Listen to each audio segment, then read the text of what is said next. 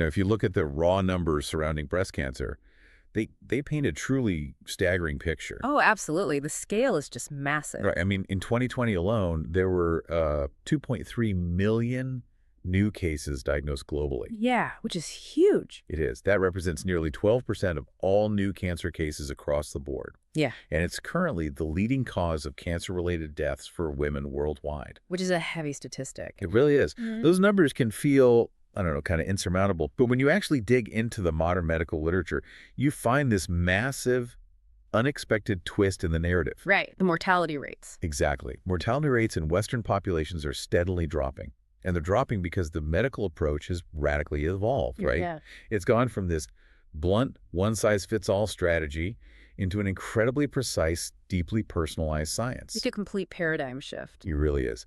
So welcome to the deep dive. Today, our mission is to decode a really critical, albeit dense, piece of medical literature. Very dense. Yeah, definitely. We're looking at the European Society for Medical Oncology, or ESMO Clinical Practice Guideline, for the diagnosis, treatment, and follow-up of early breast cancer. Right, so we're talking about the actual blueprint doctors use. Exactly. We're going to translate this highly technical medical blueprint into a clear, fascinating journey of how modern medicine actually tackles one of the world's most common diseases. So, okay, let's unpack this. Let's do it. Starting with the very first step of that medical journey, which is the diagnosis. Yeah. Because we can't really understand these falling mortality rates without looking at how doctors first analyze the biology of the tumor itself, right? Yeah, and the paradigm shift here is profound. I mean, the ESMO guidelines state categorically that pre-treatment pathological assessment is mandatory. Mandatory, so no skipping straight to surgery. Exactly. The era of,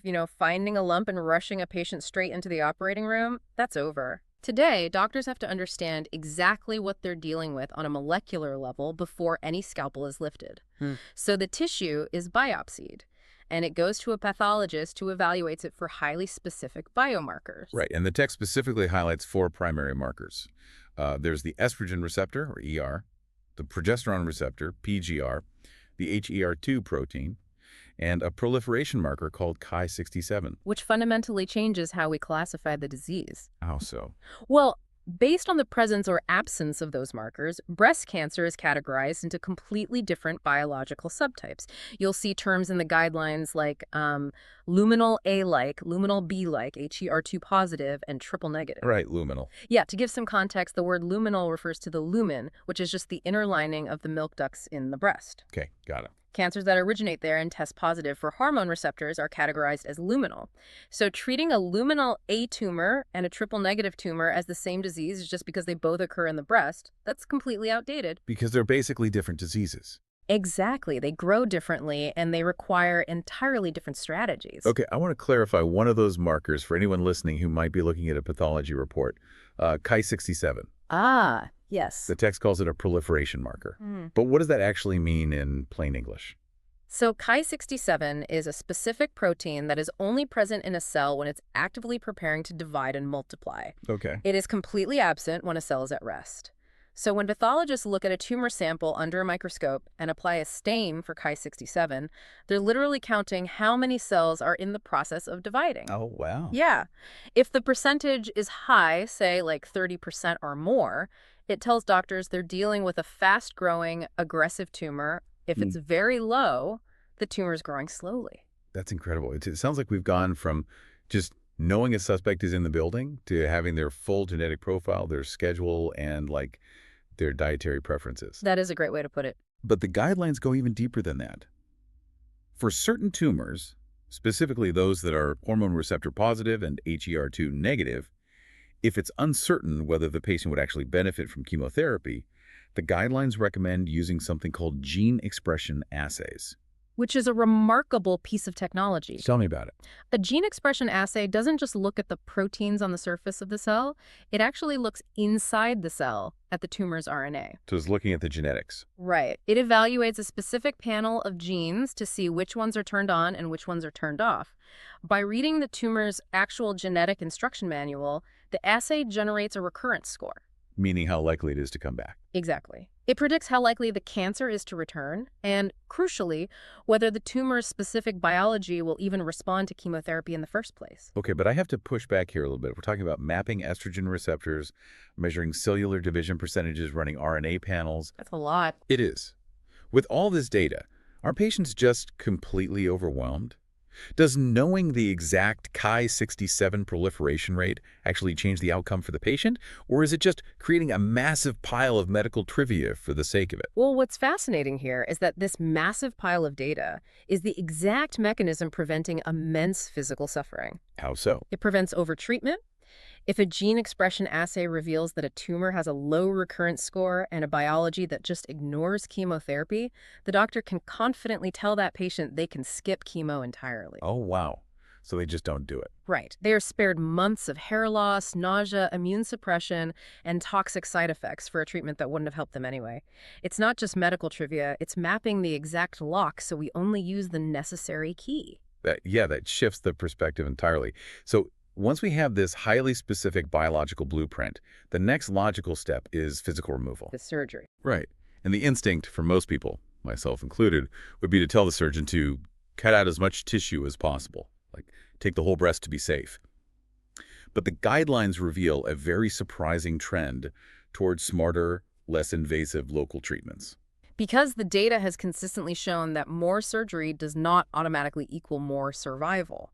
Which is wild to think about. It really is. For decades, a full mastectomy was the default. But the guidelines show that breast-conserving surgery, often called a lumpectomy, combined with radiotherapy, is now the preferred option for the majority of patients. So keeping the breast is actually preferred. Exactly. It offers optimal oncological results while preserving the physical body as much as possible. And that philosophy of doing less to achieve more really comes into focus when you look at how the guidelines handle the lymph nodes. Oh, the lymph nodes. This is a huge area of change. Yeah, explain that, because the axillary lymph nodes, the ones located under the arm, have historically been a major source of long-term suffering for breast cancer survivors, right? They absolutely have. The old standard procedure was complete axillary lymph node dissection. Surgeons would just clear out all the nodes in the armpit to ensure no cancer had spread there. But removing all those nodes basically breaks the body's natural drainage system. The text mentions severe, lifelong side effects like lymphedema, where the arm permanently swells with fluid, causing chronic pain and restricted movement. It is a totally debilitating condition. It severely impacts a patient's daily life. So to combat this, the guidelines highlight a massive shift toward sentinel lymph node biopsy. Right, the sentinel nodes. Yeah, the sentinel nodes are the first 1 or 2 lymph nodes that act as the primary drain for the tumor. The surgeon injects a dye near the tumor, watches where it drains first, and removes only those specific sentinel nodes.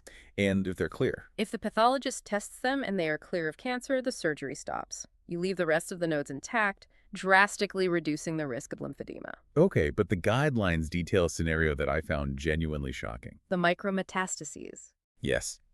They state that if the sentinel nodes are removed and they contain what are called micrometastases, which they define as tiny deposits of cancer cells measuring between 0.2 and 2.0 millimeters, major nodal surgery is often still skipped entirely. Yep. Leaving known cancer cells inside the body seems completely counterintuitive to everything we are taught about cancer. It absolutely sounds counterintuitive, but this is where evidence-based medicine has to override human instinct.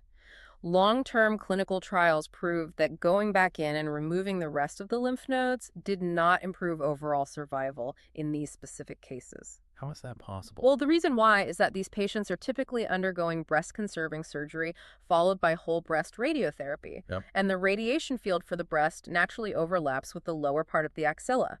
So the radiation wipes out those microscopic cells anyway. Right. The risk of a 1 millimeter deposit surviving the radiation is incredibly low, whereas the risk of permanent arm swelling from removing all the nodes is very, very high. That makes total sense when you put it that way. Now, here's where it gets really interesting, though. The guidelines dedicate a huge portion to neoadjuvant therapy. Yes, neoadjuvant. Which flips the traditional order of operations. Neoadjuvant means giving the systemic treatment like chemotherapy or targeted drugs before the surgery even happens. Before they ever cut. Right. So to use an analogy, it sounds like how military forces might, shrink the footprint of a sprawling enemy compound through targeted prolonged airstrikes before ever sending the ground troops in. It basically makes the actual physical ground combat the surgery a much smaller, cleaner operation. That captures the concept perfectly. By treating the tumor systemically first, doctors can often shrink a large, aggressive tumor down to a fraction of its original size. Which changes the surgery options. Entirely. A patient who originally needed a full mastectomy might suddenly become a candidate for breast-conserving surgery simply because the tumor has been downstaged by the neoadjuvant therapy. Wow. And while we're discussing local treatments, we have to talk about how radiotherapy itself has evolved. The text introduces a term called ultra-hypofractionation. Right, which represents a massive leap in patient quality of life. In radiation oncology, a fraction simply refers to a single treatment session. Okay. Historically, a patient might have to drive to the hospital every single weekday for 5 to 6 weeks to receive their full dose of radiation in tiny daily fractions. Which is a huge disruption to their life. A massive logistical, financial, and physical burden. But ultra-hypofractionation safely delivers the entire required radiotherapy dose in just 5 slightly larger fractions, completed over one single week. 5 days instead of up to 6 weeks. Yeah. That fundamentally changes what the recovery period looks like for a patient. Oh, absolutely. So surgery and radiation handle the local threat. They clear the primary site. But breast cancer is notoriously sneaky, right? Microscopic cells can escape into the bloodstream and hide systemically. Exactly. This is where those biological subtypes we mapped out in the diagnosis phase dictate the weapon of choice. Right, because local regional treatment, surgery, and radiation cure the breast. But systemic treatments cure the patient. I love that distinction. Yeah, and because we understand the biology now, we don't just flood the system with generic toxins anymore. Let's look at the most common subtype. Hormone receptor positive, HER2 negative. This accounts for over 70% of all breast cancer cases worldwide. Over 70%. And the weapon of choice here isn't necessarily chemotherapy. It's endocrine therapy. Yeah. The guidelines list drugs like tamoxifen or aromatase inhibitors.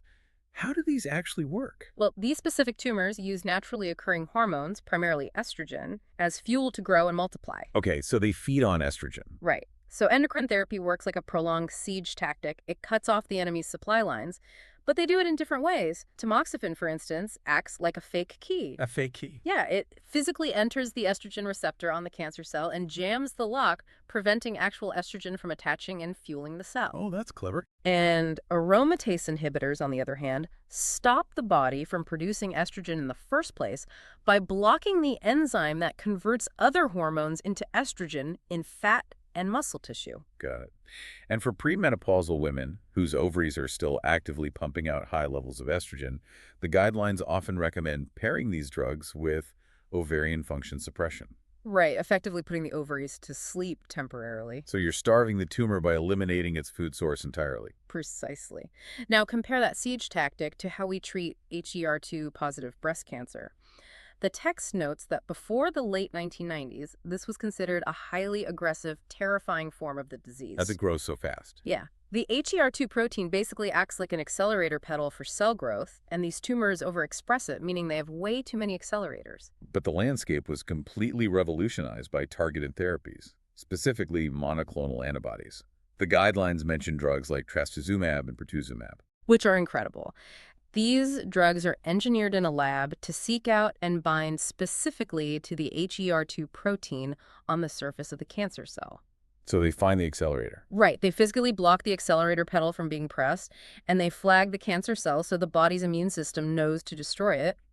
They're often paired with chemotherapy, and the survival improvements over the last 2 decades have just been monumental. The text also mentions a fascinating concept happening in HER2 treatment right now called de-intensification. Yes. For certain small-stage HER2 positive tumors, the guidelines actually recommend reducing the amount of chemotherapy given, sometimes using just one drug, weekly paclitaxel, because the targeted monoclonal antibodies are doing so much of the heavy lifting. Right. And if we connect this to the bigger picture, we are witnessing the gradual end of blanket chemotherapy for everyone.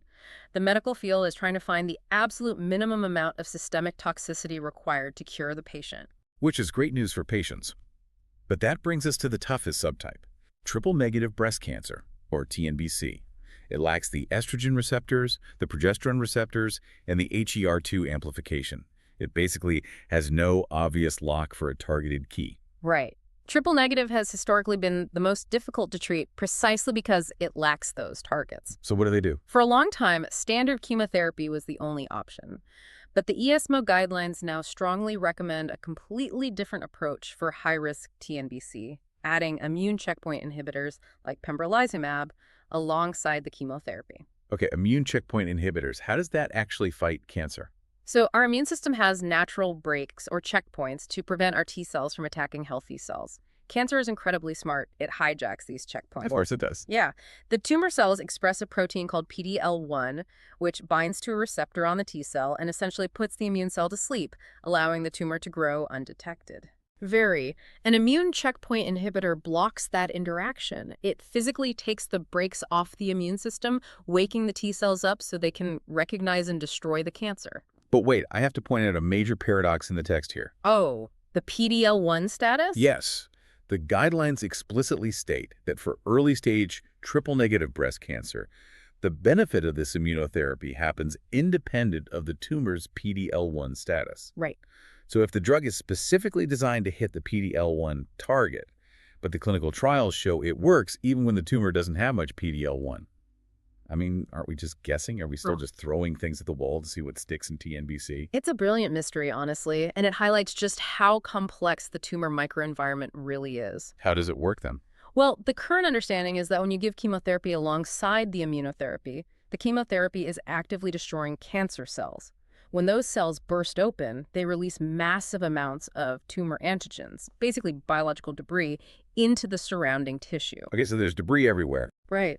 And this sudden flood of debris acts like an alarm bell, drawing immune cells into the area and dynamically changing the environment.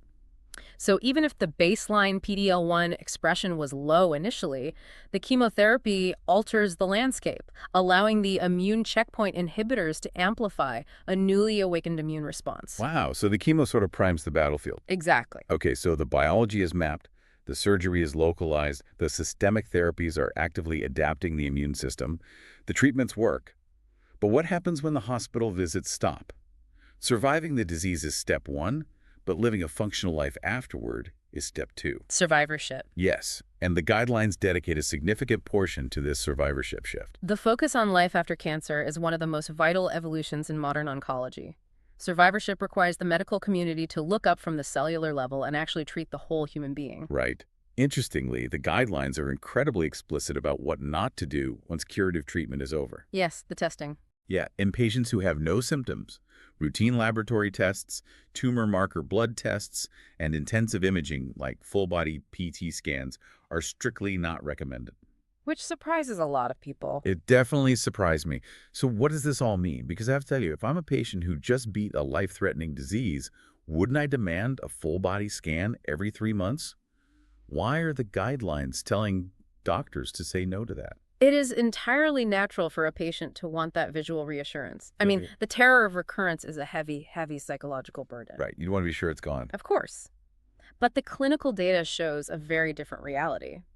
Doing random full-body PET scans or constant blood tests in asymptomatic patients does not actually improve their overall survival. It doesn't. No. What it does do is cause massive psychological harm. Because these highly sensitive scans pick up every benign cyst, every spot of inflammation from a common cold, every harmless biological quirk. I see. This leads to a cascade of false positives, which leads to unnecessary invasive biopsies, which leads to months of agonizing anxiety waiting for results that ultimately turn out to be nothing. That makes a lot of sense. The guidelines advocate for symptom-directed investigations. If you feel a physical change, you investigate it immediately. Otherwise, you don't go looking for ghosts in a healthy body. Wow. Instead of chasing ghosts with scanners, the guidelines shift this massive focus onto quality of life, particularly surrounding reproductive and sexual health. Yes? The text actually mandates that doctors must discuss the risks of premature menopause, infertility, and sexual dysfunction before any therapy even starts. Because treatments like chemotherapy and ovarian function suppression can induce sudden, permanent menopause, even in women in their 20s or 30s. That's devastating. It is. It severely impacts fertility, bone density, cardiovascular health, sexual function. If an oncologist doesn't address these possibilities beforehand and involve fertility specialists to consider, say, egg or embryo freezing, they are failing to protect the patient's future.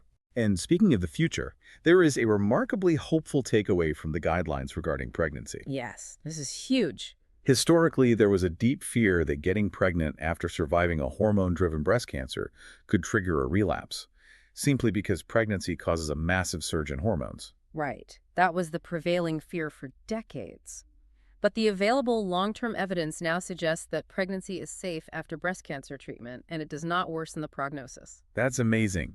And not only is it deemed safe, but for women who actively want to get pregnant, the guidelines say a temporary interruption of their endocrine therapy is now considered a safe option. Yeah, the positive trial showed this. Right. They can take their medication for 18 to 30 months, safely pause the treatment to attempt pregnancy and childbirth, and then resume their therapy afterward. This raises an important question about what the ultimate goal of oncology truly is. It proves that the medical community is finally prioritizing the actual life the patient is trying to get back to. It's a profound shift from merely eradicating a disease to preserving humanity. That's beautifully said.